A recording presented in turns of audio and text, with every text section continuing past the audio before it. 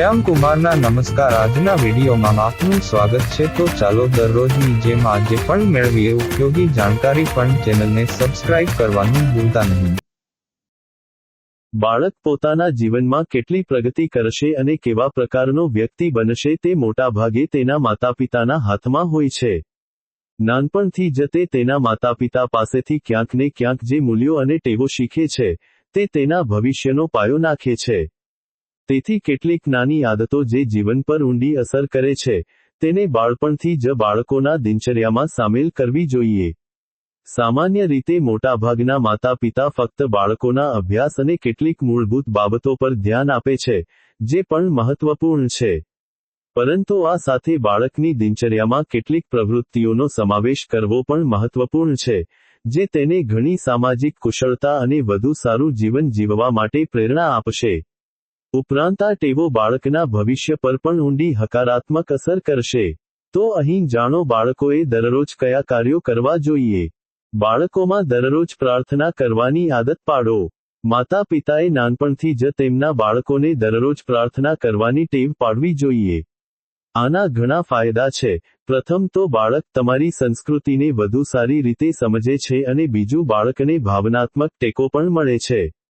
દરરોજ પ્રાર્થના કરવાથી બાળકના મનમાં ભય અને ચિંતા જેવી લાગણીઓ ઓછી થાય છે અને તે માનસિક રીતે વધુ સારી રહે છે। આનાથી બાળકમાં કૃતજ્ઞતાની લાગણી પણ વધે છે અને આ નાની આદત તેમને જીવનભર ભાવનાત્મક રીતે મદદ કરે છે। ઘરના કામકાજમાં બાળકોની મદદ લો। બાળકોની ઉંમર પ્રમાણે તેમને નાના ઘરકામ સોંપવા જોઈએ। આનાથી બાળકોમાં જવાબદારીની ભાવના ઉત્પન્ન થાય છે અને તે આત્મનિર્ભર પણ બને છે। જો બાળક નાનું હોય તો તેને તેના રમકડાં ગોઠવવાનું કહો અથવા તેનો પલંગ બનાવવાનું કામ આપો। જો બાળક મોટું હોય તો ધીમે ધીમે તેને વાસણો ધોવાનું કે ખોરાક રાંધવાનું કામ સોંપો।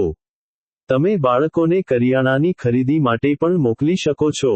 એકંદરે બાળકો પર ચોક્કસ કેટલીક જવાબદારીઓ મૂકો અને તેને નવી મૂળભૂત કુશળતા શીખવતા રહો।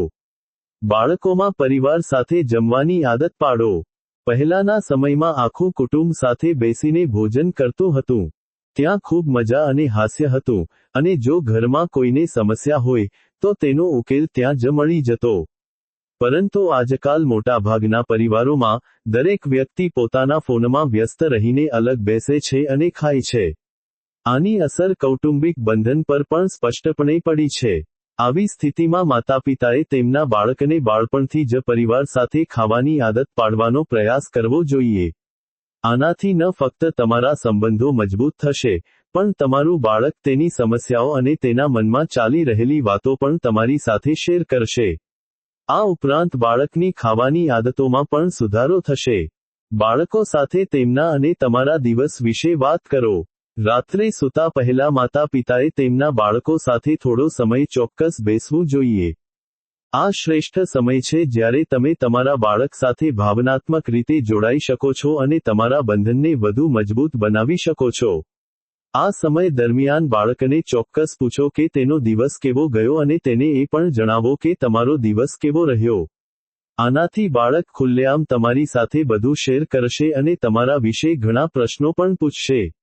આનાથી તમારા બંને વચ્ચે પરસ્પર સમજણ અને ભાવનાત્મક જોડાણ ખૂબ જ મજબૂત બનશે।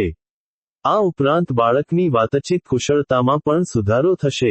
બાળકોમાં કૃતજ્ઞતાની ભાવના જગાડો।